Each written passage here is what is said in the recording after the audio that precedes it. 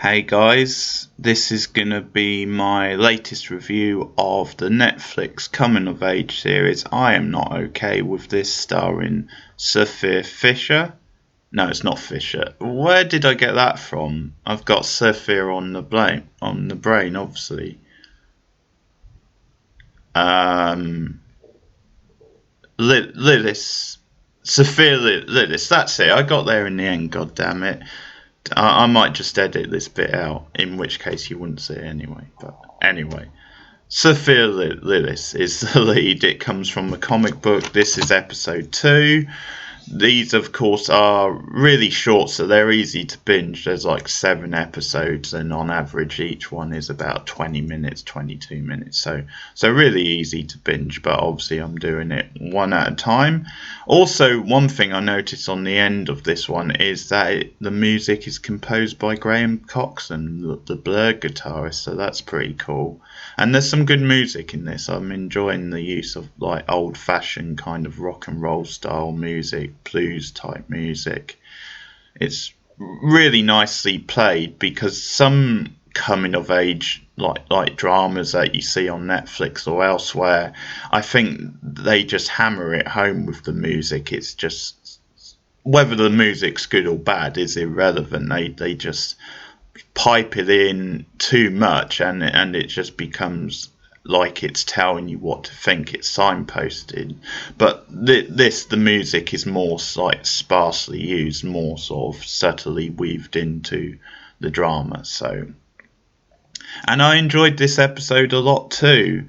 The point of this episode, I think, is to really get things moving with the Stanley Sydney relationship. So he's always been this kind of guy around town who's seen as this quite dorky sort of guy who Sydney was sort of friends with, but kind of casually, never thought that much about him. So I think so far, at least, this is proving really relatable because at the same time as she's like feeling a distance between her and her best friend, Dina, but also the girl she has a crush on, she's now seeing that void sort of filled with Stanley. She's starting to find out more about him, and he's suddenly seeming like a much cooler, worthwhile sort of guy for her to hang around with. So yeah, all this is very relatable. I think it's kind of painting a picture of how people in life, how certain people in your life come up, and you're really excited to be around them, and you think, well, this person is going to be a big part of my life, and then kind of months or years later, it turns out that's not really the case. They turn out to be very different from what you built them up to be, and sometimes the opposite is true with someone who you've not really given that much time to. You don't see them that much, but then when you actually spend some time with them, get to know them, you actually like the idea of hanging out with them more, and they suddenly seem a little bit more important. And of course, with this being like a teenager coming of age, obviously we know Sydney has these kind of emotional type issues, then it'll be interesting to see how it plays out. But I get the impression, at least, that Stanley is being set up as like the main supporting character, if you like. So a lot of the drama with Sydney will revolve around Stanley. So the episode opens with, did I say the title? I don't think I did. The Master of One Fuck. And I can swear because at the moment I'm not making money off YouTube. So yeah, I can swear all I want. So fuck you guys. Yeah, I'll say it again, in fact. The Master of One Fuck. Which is a great title. But yeah, it sort of sums up Sydney's kind of attitude, but maybe how Stanley surprises her as well. And there's some entertaining swearing from Sydney in this episode, actually. But it starts off with her in like a negative place, so she's just hanging around the kitchen with her quite an entertaining little brother. They're talking about like his hedgehog. and its name. And once again, we see things aren't going very well with the mother. I think the actress, I said she was out of Scandal, but I think that's a different actress. I do this sometimes. I think the actress, I think I recognise her out of Episodes, that comedy series with Matt LeBlanc, Stephen Manga, Tasman Gregg. I think that's where I recognise the actress out of it. Is she's not out of Scandal, but anyway, that's who's playing the mother. And it's all typical kind of stroppy teenage stuff with Sydney when her mother asks her to go grocery shopping for her. And there's quite a cute little bit where the mother like says, change your sweater, sort of, because there's a bit of muck on it. You know, people are going to think I'm a bad mother, which I think, yeah, mothers, all parents in general, can sort of relate to that sort of comment. But Sydney goes out. She's in a bad frame of mind. She's like, it's like, well, my whole life is like this, just going grocery shopping. And I think the dramatic pauses and the way they segue into things in this is really clever, because I think they really play it as like a fictional sort of drama, but then it's coming from a teenage sort of head, so it also has that natural feel. But there's a line before. Oh, sorry, I should deal with the Dina scene actually. So she's in the locker room, and she asks Dina if I might be getting the secret. I think there might be a scene with Stanley first. But anyway, she's in the locker room with Dina, and she asks her, can you give me a lift? Yeah, there is a scene with Stanley in the car side first. And yeah, there's just a line about, she says, Dina's dating Brad, and all I have is, and it's almost like a pause, ... type moment, and Stanley rolls by in his car. And it's like, yeah, all she has is Stanley. But then we cut to the locker room. She's talking to Dina. Dina's wearing Brad's jacket, which drives Sydney up the wall even more. And again, that's very relatable. Just those small little touches, like the fact that it's like this romantic thing for Dina, which people do in real life. They wear like the clothes of the partner. I find it quite weird, but it's I mean, obviously not underpants and stuff, but they wear jackets of their coat or whatever and whatever jumper maybe, but that's relatable. And the fact that this sort of drives Sydney up the wall even more is also feels quite realistic. But she asks Dina for a ride, and Dina's like, sorry, I can't, I've got to help Brad prepare for his big like game, because he's like a football star. And then she's like, well, okay, but maybe later tonight or something. Said, no, I'm actually going to the game. And again, it's just this thing being built up, but it's further drawing a wedge between them. It seems like Dina's going in one direction, and Sydney, whether she likes it or not, is being pulled in the other direction. And again, I do love, like, because I'm not always a fan of voiceovers and internal monologues, but I think Sophia Lillis really delivers like the lines so brilliantly in her head, and they just feel so raw and reactionary, a bit like a teenager would be at this, and the stuff she's going through because of course she lost a parent very tragically. Her father hung himself. I'm sort of hoping we get a bit more on that in episodes to come, because that seems like a big sort of deal. But yeah, I think the dialogue, this again comes from the comic book, so I'm assuming most of the dialogue they've kept over. But despite I love the desperate times call for stupid measures. It's just a funny line for some reason, and the delivery of it. And she walks into Stanley's like bowling alley, which is where he works, and he's just like spray paint, like spraying the shoe sort of thing as they do to clean them. Um, and yeah, it's great stuff that they start hitting it off because she asks him, "Can you give me a ride?" And he's sort of all for it. He says, "Can I take my break?" sort of thing. So they go off. They start driving, and there's this chemistry. The actors do have good chemistry.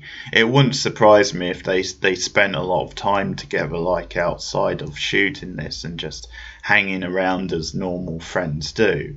And that's how they got the chemistry. But Stanley is. I was a bit concerned. I mentioned in the last video of this, then maybe it could just be this cliche thing where, oh, he's like this kind of guy who's around, who's like she ends up falling for, and it just this idea of someone being overlooked, which obviously is what they're going for partly, but it's proving less cliche than that. It's proving quite natural. It's proving quite. Then you're enjoying their relationship. You're enjoying their interactions. I think just the fact that they talk about like goofy teenage stuff and just mundane. I think that makes it more charming and likable. And the chemistry is definitely there. You can tell. Um, but yeah, so there's an. I really like the scene in the shop actually where they go like grocery shop. I think it's grocery shopping again. That must be a recurring thing. But she doesn't have enough money to pay for everything. So there's like this standoff with the checkout assistant, and I do actually like when Sydney goes to put some things back. I do like Stanley saying, "Hey, Stanley, nice to meet you," and they shake hands, him and the checkout assistant. So he's been all smooth and suave, in kind of a dorky way. I think that's the charm. He's not too slick. It's just like kind of Stanley being Stanley. He's not trying to be something he's not. But yeah, this is one of probably the big scene in a way of the episode, or one of them, because we see the powers come to the surface again. And I like the way it's shot visually, because Sydney just has all these flashes that come to her head. So it flashes to the Dina wearing the jacket, to her mum earlier, and yeah, just all these things. So the rage builds up, the fact that she's been embarrassed in the shop, and the aisles explode, and Stanley just walks to her and like, whoa, okay. And obviously he doesn't know what happened, but it looks pretty bad. But yeah, as I said, most of the episode is her just getting to know Stanley, and that he has these hidden layers. I mean, he seems to be selling drugs, for example. That's surprising. But the fact that he's a really cool guy, because at one point they go to like the football game, and Stanley, who is set up as this guy who wouldn't mock things, he just seems this clean cut sort of guy. He actually has fun like mocking the football game. He's kind of saying, well, this isn't boring Sydney. It's like this mix of like theatre and like just I can't remember the word he says, but like maybe pantomime or something like that. Something where it's a bit. I think he says tragedy, so just something where it's a bit more demeaning, and that he's just mocking them, like when one of them gets injured, and he's pretending to like cheer the guy on. But it's a really funny, cute sort of scene. And I just love the final scene when they go down to Stanley's like basement, his room, and it's like this nerdy kind of paradise in the nicest possible way. So he's got all these like posters, all these like cool movie like memorabilia, records, and he's got VHSs. God bless him. He's got a VHS of Sister Act, which is the one Sydney's looking at. And I just love that. You've got to respect a guy who has a S version of Sister Act, and Stanley hates laser dicks. Oh man, laser dicks. Yeah, that's gonna take off. He hates laser discs, folks, which could, to be fair, be a crude metaphor for dicks. Yeah, okay. He hates laser discs because he likes videos because of that they look rough and amateurish, and that's the appeal. And gotta respect that. That's pretty cool, Stanley. But they have this nice little scene where they're both high because they smoke together. Actually, he introduces her to pot, and that's a nice little scene because the voiceover just says, "I just copied him. I didn't even choke," which obviously. I think they're ticking off like these big first things because most people smoke at some point, even if they don't become smokers, they do at least dabble, which I never have, I'll be honest with you. So hey, I'm nearly 40, so I'm not going to do it now if I never have, but most people at least try a cigarette, and this is the first time Sydney tries one. And it's another nice scene because her's just saying, I just copied him, sort of thing. And the scene at the end is nicely done with them just laying there and looking up. They're both quite high, eyes wide open, and they're just talking about random stuff like what superhero would you be? And Sydney is about to tell Stanley her secret, the one about the powers, but she doesn't. She just like comes up with a goofy like, I've got like something or other on my ankle, and it just then becomes this like cheesy kind of funny little like exchange where he's like showing her all these warts he's got that lead all the way down his body, and it's just that kind of like teenage thing where you can turn something quite serious into something quite goofy and just playful, and vice versa in a way. I think that's one of the things they're capturing quite well. And they have an awkward pause and they actually kiss. She goes for it. So, interesting ending. I mean, you could probably guess they maybe were going to get together. But I quite like the fact that it's her taking the chance. She just goes for this. And it may not prove to be right. She may not actually have that sort of feeling for Stanley. He may not turn out to be a long-term boyfriend for her. It could be just her seizing the day, seizing the moment, in the moment, and that's it. But again, all feels very realistic to growing up and the teenage experience. So I'm enjoying this a lot, so I'll continue with it. That is my review of episode 2. Some entertaining swearing and some great character interactions. So I will be back with more of This Is Not Okay soon. Let me know your thoughts in the comments if you've been watching the show on Netflix. And I'll see you guys again soon. Goodbye.